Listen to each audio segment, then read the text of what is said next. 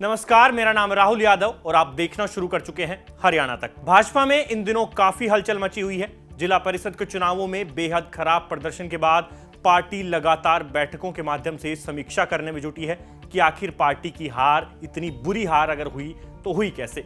इसी क्रम में बीते दिन गुरुग्राम में भाजपा की एक बड़ी बैठक बुलाई गई जिसमें पार्टी के तमाम बड़े नेता शामिल रहे। इस बैठक की खास बात यह रही कि यहां 2019 के चुनाव में हार चुके भाजपा प्रत्याशियों को भी बुलाया गया था ताकि उनका भी फीडबैक लिया जा सके। बैठक में 2024 का विधानसभा चुनाव जीतने के लिए गुजरात की तर्ज पर एक महत्वपूर्ण रणनीति बनाई गई है, जिसके तहत भाजपा अपनी सबसे छोटी और सबसे मजबूत कड़ी यानी पन्ना प्रमुख को मजबूती प्रदान करेगी और साथ ही पन्ना समितियां भी बनाई जाएंगी।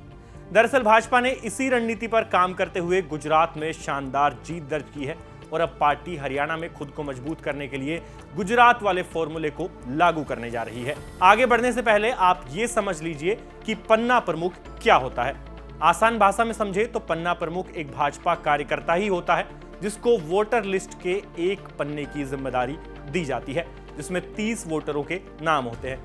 30 वोटों वाले इस एक पन्ने की जिम्मेवारी लेने के कारण ही उसे पन्ना प्रमुख कहा जाता है और उसकी जवाबदेही होती है कि वो इन 30 वोटरों से भाजपा के पक्ष में मतदान कराए।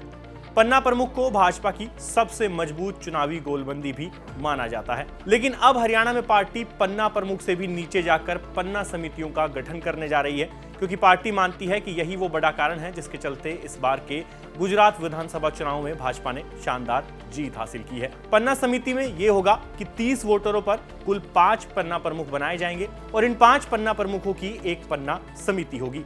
बीजेपी की इस चुनावी घेराबंदी का अंदाजा आप इसी बात से लगा सकते हैं कि पार्टी 30 वोटरों को मैनेज करने के लिए 5 पन्ना प्रमुख बना रही है, यानी कि प्रत्येक पन्ना प्रमुख को 6 वोटर मैनेज करने होंगे और फिर इन 5 पन्ना प्रमुखों की भी एक पन्ना समिति बनेगी जो मिलकर काम करेगी। गुरुग्राम में हुई बैठक के बाद भाजपा प्रदेश अध्यक्ष ओम प्रकाश धनखड़ ने पार्टी की इस नई रणनीति पर मीडिया से रूबरू होते हुए क्या कहा, अब जरा वो सुन लीजिए। 2024 मिशन की तैयारी की दृष्टि से जो संगठनात्मक रचनाएं हमने, अभी हमारा 1 लाख कार्यकर्ता है जिसको हमने 4 लाख तक पहुंचा, क्योंकि अभी हमारे त्रिदेव हैं तो त्रिदेव हर बूथ पर 3 हैं, तो मोटे तौर पर 20,000 बूथ हैं तो 60,000 त्रिदेव हैं।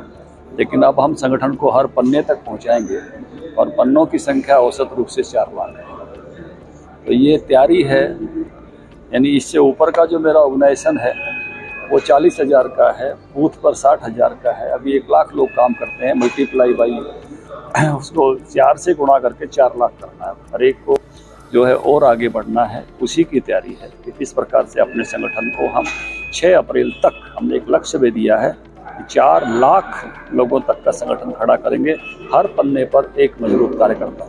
बहरहाल भाजपा को इस बात का अंदाजा हो गया है कि हरियाणा में पार्टी की पकड़ मजबूत होने की बजाय ढीली ही पड़ती जा रही है और पिछले 8 सालों से पार्टी सत्ता में भी है। साथ ही इस दौरान किसान आंदोलन और कोरोना महामारी भी आ गई थी, जिसके चलते संगठन का काम बुरी तरह प्रभावित हुआ था। इतना ही नहीं, 2019 के चुनावों में डॉक्टर बनवारी लाल और अनिल विज को छोड़कर पार्टी के सभी मंत्री चुनाव हार गए थे। ऐसे में इस बार तो भाजपा को एंटी इनकम्बेंसी का खतरा भी सता रहा है, क्योंकि उनका सत्ता में ये दूसरा कार्यकाल है। अब ये देखना अहम होगा कि भाजपा गुजरात वाली पन्ना समिति को हरियाणा में लागू तो कर रही है, ऐसे में क्या ये रणनीति हरियाणा में काम कर पाएगी या नहीं।